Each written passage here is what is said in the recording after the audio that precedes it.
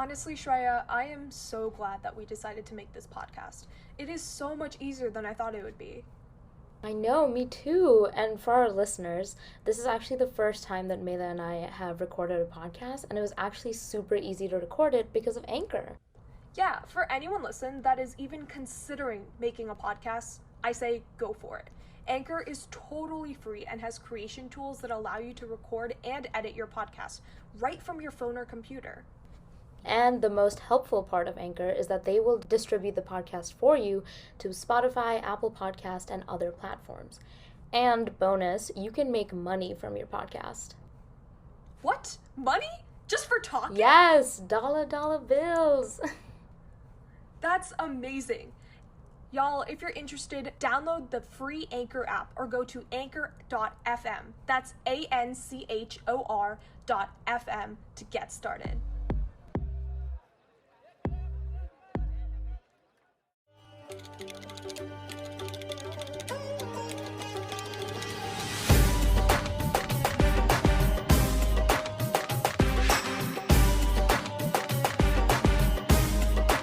Hey guys, welcome back to Saree Not Sorry. I'm Mela. And I'm Shreya. This is the third episode of the Saree Not Sorry podcast. Today's episode is actually special because we have a guest joining us today. So we're so excited to have Shreya Joshi with us. Shreya has 104K followers on TikTok, goes to Duke University, and is here with us today. I guess I'm a pre-law student at Duke. I'm super into social justice, which I know sounds really tacky, but it's been a big thing in my life for a while. And I got into TikTok the summer before my senior year, so 2019, I would say. And I don't know, that summer I just was on TikTok a lot because I started my college apps a little early, so I had more time to spare, and eventually got inspired to start making them. And the first couple months did not go very well. I look back on the videos that are now deleted and you cannot find them on my page anymore. They were just really bad. I didn't love them. And so I first had a real blow up video, probably the December of my senior year. It was when the no idea trend was going around, and I green screen photoshopped a video of Shah Rukh Khan from Marjani and did the trend with him, quote unquote, and everyone apparently just loved it. So that got a good chunk of views, and that's when I started actually getting followers. And then I just kept making videos, I guess. I will say I've kind of tapered off since then. Probably around May or June, I kind of stopped making as much content because I moved, actually. So I lived in Houston for about 4 years for high school, and then I moved to Jersey this summer, I guess. And so that whole move and the pandemic and a lot of, and then starting college afterwards, kind of TikTok wasn't really a priority anymore. Mm-hmm. I still made videos every so often, but it wasn't something that I would dedicate time to in my day because I just didn't have that time anymore. So yeah, I think that's about as much as I have in terms of my personal introduction. That's awesome. So in terms of TikTok, obviously for anyone who's not familiar with TikTok, their algorithm kind of caters the videos that you see based on what you like and what your longest duration is for viewing. And so based on that, people are on different sides of TikTok that they like to say. So what kind of what are the sides of TikTok, and what kind of sides of TikTok do you think you provide content towards? I think people, there was this whole wave, I think a couple of months ago, or maybe towards the beginning of the pandemic, that created this whole idea of alt TikTok versus straight TikTok. Yeah. And I think that that's not the proper definition to define the sides of TikTok. I think that TikTok splits your content by identity, or at least the identities you engage with, if that makes any sense. So I personally, for a while, would see a lot of South Asian content on my TikTok because I followed a lot of South Asian creators. I made a lot of South Asian directed content. And so it would be that. And then in June of last year, I got a lot of primarily Black content creators because that was what I was prioritizing watching and following during those months, and I still do today. And so in that sense, I was never really on straight TikTok because there was never this sense of me focusing on people dancing, which was what straight TikTok was considered, but it was really more just the people that enjoyed watching dancing videos, if that makes sense. I think that there are a lot of different sides of TikTok besides just Saree and alt TikTok as well. My co-host, what side of TikTok are you on? Well, I used to be on frog TikTok at one point. It was so weird. I liked like one video of like this frog, and then my entire feed was just like frog TikTok. So it's just interesting how the algorithm works, because it like tracks all the type of videos that you're sharing and like commenting on, and then your whole feed is just like based on that.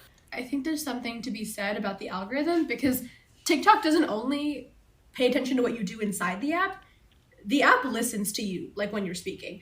People don't realize that, because we talk about privacy concerns with TikTok a lot, but they're a lot more prevalent than I think we considered, because I think that a lot of our generation has grown up on social media, so we're used to just signing on the terms and agreements and being like, yeah, of course, like you can use my information, whatever. Right. But I think I haven't read the terms and agreements. I probably should go and do that. But TikTok definitely listens to what you're saying and what you're doing in other applications. Because I've had situations where I'm talking with my friends about something, and the first video I open on my For You page is about that thing, and I've never engaged with it on TikTok before. There are also companies, so I'm a computer science major, I should preface that. So there are also companies that will work to aggregate your data across social media platforms and will sell it to other companies. So I wouldn't be surprised if TikTok weren't buying and using that kind of content from other social media companies so that they were best able to cater content for people of your age group or even you specifically. But I think it's also really important to consider the fact that we're not as special as we think we are. So the content that a lot of people who have a lot of the same background factors as us would probably be the same content enjoyed by ourselves and other people. And so that's also why definitely. like it's so easy to predict what people will like. And especially with like AI growing further and further, the amount of data that's available is almost infinite. And so the fact that they're able to access a lot of that data, especially as a multi-million-dollar business, it just makes a lot of sense about why it's so addicting to people. But like speaking of sides of TikTok, one side of TikTok that all of us kind of have in common is being on South Asian TikTok, and that's kind of like where I saw your videos, Shreya, and like how do we think content has evolved on like brown TikTok or South Asian TikTok? So it's definitely changed a lot, actually, in the past year and a half or so. I think that when I first started on TikTok, a lot of brown content this is actually a constant. There were a lot of just people that were pretty. Like, they were just like visually very attractive, and so they would be doing lip syncing videos or just on the page or creating beef with other people, and that would just get them followers. And I think that that's a completely valid way of getting followers, because if your base is just because of you're pretty, that's like allowed. I don't think there's anything wrong with that. But I think that one thing that I definitely tried to do is I tried to focus on funny a little bit more. I think that my content, at least when I first started out, was more geared towards like making jokes of the common experience. But what's different now is that I've been watching a lot of videos about the South Asian diaspora, and I think that there's been this very, very visceral change in brown TikTok, because there's like a lot of hatred towards the old types of jokes that we used to make, because they're very repeated. Right. So the ones about like the way our parents treat us, the ones about getting good grades, the ones about, the things that we just consider to be like almost tokenism when it comes to the way that we discuss our brown experience. Yeah, I definitely think that like what's considered funny has definitely been evolving, but I think that there's still like a divide within the app where it's like, I'm not even on South Asian TikTok anymore because I stopped watching those videos. I'm literally exclusively on One Direction and Taylor Swift TikTok. But like, the thing is, I think there's a divide. There are people like me who are just like hate the fact that there are so many people who are like still making jokes about the way that people talk and like accents and all of that. And then there are people who still seem to enjoy that content. Those people, they still have an audience, which makes it an issue for people like you're citing. They don't have as big of an audience, and then the people who could have been their audience just aren't viewing those TikToks anymore because they see South Asian and they go, no, I don't want to watch it. Right. Honestly, because a lot of these creators that I'm talking about are not very big creators. Yeah. And I think I'm just finding them because I keep engaging with that type of content because I want to know more. I think that's a big part of why, from what I've noticed, like growing is stagnant now for people that are on South Asian TikTok specifically. People who have content that gears towards many things or like are not as niche have like obviously still growing platforms, but like people that pigeonholed themselves early into South Asian content because it was working aren't seeing as much growth anymore, which I think is probably honestly a good thing, because it means that like that content and that repeated like making fun of our culture. How many times are you going to make a joke about the same math grade, right? Like, right. Yeah, exactly. If you see a TikTok that's just like making fun of our own culture and you go in the comments, like you're starting to see how people are calling them out on it. And I feel like that's finally happened, because when we first started seeing like brown TikTok content, like it was all just like, yeah, let's just make fun of our immigrant parents and like the stuff they do and whatever. And then now we see like people calling them out on it and being like, this is just, why are you making fun of your own culture? So at least there's that. At least that's like finally happening.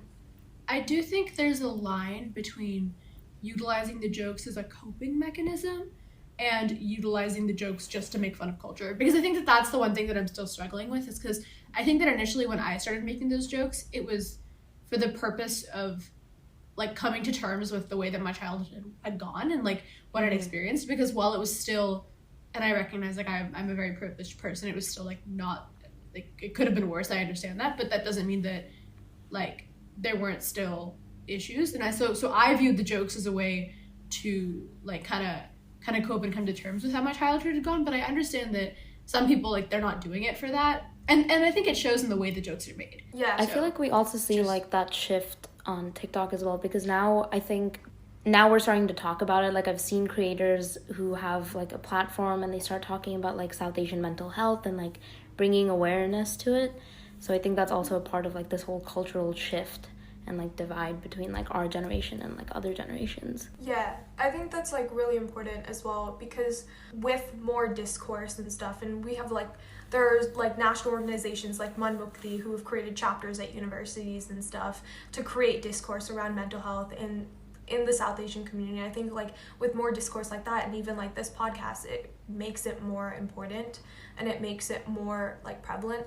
Like I'm lucky enough to come from a family where my parents like believe in mental health as being something as equivalent to physical health, where if there's an issue, then we're gonna go get the proper help for it. I'm in a lucky position, but that doesn't mean that there are a lot of other people who are in the same position.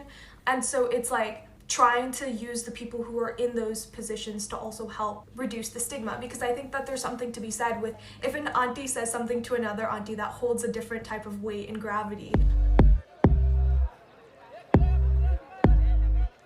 I think one thing specifically we wanted to focus on as well is female creators in South Asian TikTok and also outside of South Asian TikTok. I think that brown girls have it very, very hard on South Asian TikTok. And I think that a big part of that is, I mean, not to add anybody, but there is a certain college freshman who's from Houston, Texas. Oh, shoot. That really kind of, I think, embodies the problem with South Asian men on Allegedly, TikTok. it's satire. Allegedly. Mm-hmm. It's not. I know people that know him. It's not. Oh. Yikes. And so I think that the issue here is there's this double standard between brown female creators and white female creators that South Asian men have. And it's especially related to thinking that they're like, it's related to self-confidence mostly. So it's like if a brown female creator thinks that she is pretty and decides to do a thirst trap or anything along those lines, there's backlash almost. So like shaming the woman for either her actions or her confidence, or both sometimes. You check their comments on the comments of white female creators, and they're the exact opposite. So it's the problem isn't that they find white women to be pretty. The problem is that they aren't allowing brown women to think they are pretty. And then on the other hand, there's the people who overly sexualize in the comments. But I don't think that's unique to South Asian female creators. I think that's an issue that a lot of female creators face. And so I think like the issue with South Asian female creators on that point yeah. might be like overly fetishizing South Asian females. Like that's where that comes in. But yeah, I agree with you. And I think that also on the flip side, I think that there's also an issue with even South Asian males. Like if they're doing something confident, then the comments are usually like dragging them down as well, especially if they're with people who are not of the South Asian race, because then they'll say things like Baljeet made it in reference to Phineas and Ferb, right? And it's Okay, well, why does their race matter in like whatever type of relationship or friendship those two people on the TikTok have? If it's a South Asian male or South Asian female, or a South Asian female and a Caucasian male, it like shouldn't matter. But like still, people will make it about their races when in reality it's just two people who are making a video having fun. People will bring the fact that you're South Asian, regardless of what the video is, into the comment section. I do think that a big part of the Balaji videos that you're talking about is related to this idea that I've noticed in a lot of, like, it's basically internalized racism, and the idea that, like, oh, if you have a white friend, you've made it. You know, like, you've assimilated, you did it, you achieved the goal, you know? Right. And I think that's where that comes from. And what baffles me is that 90% of the time, their mother is a brown woman. Their sister, their grandmother is a brown woman. I think that there's this, especially with it being on the internet, there's this ability to remove yourself from the humanity of the person that you're commenting about, because you don't see them face to face. You don't know them face to face. I think they also kind of remove the humanity of themselves as well, because like they're detaching themselves from their own reality when they're making their content. Exactly as you said, if they have South Asian mothers, grandmothers, sisters, they're detaching themselves from their own reality where that exists, because then it's okay to make fun of that culture and those individuals. I think there's also this idea in everyone's head that like South Asian girls have to fit like this particular category, and like if you see a girl who is different from that, then everyone just goes like crazy. And then if you go to the comments, there'll be so many people just calling out and being like, oh, I guess like views are low, like what are you trying to do, like what do you want us to do with this and whatever. And I just feel like if you don't fit that particular category, then people are just ready to call you out on it, which just like mind your own business is like, come on. Arguably, even the word thirst trap is kind of inappropriate, because it has the implication that like you're somehow trapping someone to fall in love with you or whatever, or to like thirst over you. And it makes no sense, because it's like, no, that person's just feeling themselves. They're having a good day. They're being confident. It's not a thirst trap. It's just them being confident in whatever makes them confident. Yeah. You know what also boggles my mind? There's an obsession with hair. Like facial hair and body hair. And I like there's an obsession with this idea that brown women just aren't supposed to have hair. And this also happens to South Asian men. They make fun of the quote unquote pedo stash, which is like not what this should be called at all. Because like my brother's 14 years old, and so he's beginning to grow facial hair, but like obviously he does not have a full grown beard, because you know he's an adolescent teenage boy. And so this whole idea that 14-year-old boys like aren't allowed to slowly learn to grow hair, or that women are supposed to be completely clean shaven, when South Asian women grow hair at a very fast rate, which is why our hair, like our head hair and our eyebrows are so like thick and healthy, you know? Right.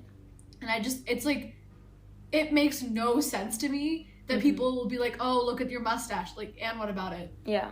What about it? Yeah. I mean, what do you want us to do? People who are Caucasian, like, they have blonde hair. What are we supposed to do? Like, that blends in. I'm sorry if we have the color black, like, for our hair. On our brown skin. Like, it's what are we supposed to do about it? There's, like, have you never seen a color wheel? This is just contrast. Right. It's just so, I get it. Go back to first grade. And it's like, I think it's a tactic that's used, and this is a little bit extreme, but it's a tactic that's used to, again, like separate South Asian females especially, and even younger males, as you said, from like who they are as a person, separate them from humanity, and then be able to negatively portray them so that they're more animal-like instead of human-like. And therefore it's okay to treat them in such a negative way. No, it works to the dehumanization, but for women specifically, it works to the masculinization of South Asian and Black women, because it makes it easier to portray us as unfavorable for quote-unquote masculine, which is just so heteronormative and so many other things that just, it's all wrapped up in so many problems. But yeah, I think it's just disappointing, and like it's not disappointing, but it's kind of sad to see how we're finally starting to like be comfortable with our body hair and like comfortable with our unibrows and everything, and just being comfortable in our body. Because like, this is just like a side note, but when I lived in Connecticut, like all the girls would have like blonde hair on their on their arms, and you could never actually see it. And then I would pull up with like my thick black hair, and I would just feel so weird about it. Like, I think I finally learned to like be comfortable with that. But it's just kind of sad to see that like it's taken so long to like finally get here. But at least it's good to see that like creators are talking about it and showing that it's fine to like have body hair and stuff like that. I think also it's important to note that like younger girls and guys read the comment section. Like, it's not just people who are our age. It's not just people who are like 18, 19. It's like people who are 13, 12, who are just getting into the age of puberty, where every single day you feel like you're being judged and you feel like there's something wrong with you. And on top of that, you have like people trying to dehumanize you, and you see that and you're like, oh shoot, like this is my identity and this is who I'm going to be for the next 5 to 10 years and maybe the rest of my life. And some people will carry that for the rest of their lives because they'll live in places like Connecticut and they'll be like, oh yeah, shoot, like this is what I'm being programmed to think. It's almost as if you're a computer and like whatever you're programmed and whatever you're told to believe, you'll believe because that's the only reality you know. And that's especially true in like places where you grow up. Well, that's a big part of informing my comment response, actually, because I recognize that a lot of my followers are younger teenagers. A lot of the people that see my videos or look through the comment sections are younger teenagers, and so it's really important for them to see a response that does not shy away and see a response that isn't something that like admits that there's something wrong with the way that I look. So a phenomenon I've noticed is a lot of the rudest commenters, especially the ones that are like, what do you want us to do with this? Follow me. So it's very much fan behavior. It is very funny to watch. And so my response is always just fan behavior. Because like, if you follow me, like very obviously, like you like the content that I make. So what's the issue? Right. You either think I'm pretty or you think I'm funny. In both cases, like, you follow me. Right. I mean, in either way, you're winning. Yeah, exactly. Yeah. And in the other case, it's like people that don't follow me, you take the time to make a rude comment. I have no idea who you are. You are but a speck in my time of day, but you spent all this time watching my video, coming up with the perfect hate comment that usually just ends up being like, tummy roll. And what about it? Right. What about it? I bent over and my tummy rolled. Who cares? Literally no one. Not a single person. Yeah. You know? And so also, there's like no creativity in hate comments anymore. They're all so dry. Like there's nothing to care about. But when I first started getting hate comments, I reached out to a fellow creator. And so I reached out to her and I was like, how do you deal with hate? Because this sucks. And so her advice to me was along the lines of just remember that like they care about you so much more than you need to care about them. Like you're living rent free in their head because they're taking the time to watch your videos, repeatedly come back, make new accounts to add hate after you block them. Yeah, it's almost like flattery. Yeah, exactly. So she was like, just like, and also it also forced me to create a mindset shift. Essentially, a lot of times, people would say something about me being trans or something like that, which I'm not, and so for me it was like that's not an insult. For you to think it's an insult is transphobic in itself. So it's not an insult for you to call me transgender. Right. It's like bad on two lenses because you are turning that into an insult when it's not. It's an identity, which I don't have, and it's not my place to speak on it. Right. So it's like, and I've decided that the best insult anyone could ever give is I hope you step on Legos. There's nothing better than that. That is just like the epitome of insults. And until I get that comment, I am not going to react to any hate comment. All right, time to comment that under your video. Anyone who's listening, this is how you get to Shreya. This is how you get to me. It really is. It's the one thing I care about in this world. You know, if you've ever stepped on Legos, it's not that bad. I used to step on Legos all the time. You get over it. It's not bad if you don't expect it. Oh, that's like if you don't see it coming and it's like the bottom side up and you like just step on the corner. Ugh, ow. Yeah, the corners are the worst part. Yeah, that's fair. Yeah. That's fair. No, I just want to say, like, I hate the Pooja, what is this behavior comments. Like, at first, I guess it was kind of funny, but after a while, I was like, come up with something new. Like, y'all are so basic. Like, if you're really going to take the time out of your day just to comment on some girl's TikTok, just to make her feel bad, then at least come up with something good. Like, no, but they shouldn't even feel bad if they see that comment. Like, exactly. No, I feel flattered. I'm like, okay, so you know that I'm hot is why you're commenting that. Exactly. But also, it's like what the girl was doing in the Pooja, what is this behavior, like actual video, She kicked over like a mop bucket. Right. What does that have to do with me like looking good? I'm like, there's no relation. No correlation. Here. Regarding the way you're using don't even this. know what Big Boss is to like make that joke. Honestly. They definitely just seen the clip and they're like, oh yeah, I'm gonna comment this on that girl's TikTok. I feel like they saw the audio. I don't even think they saw the clip, because if they'd seen the clip, it would make no sense. Right. I think they just heard the audio. Well, I don't think hate comments are supposed to make sense. They're just supposed to make the other person feel better. That's why they're stupid. Yeah.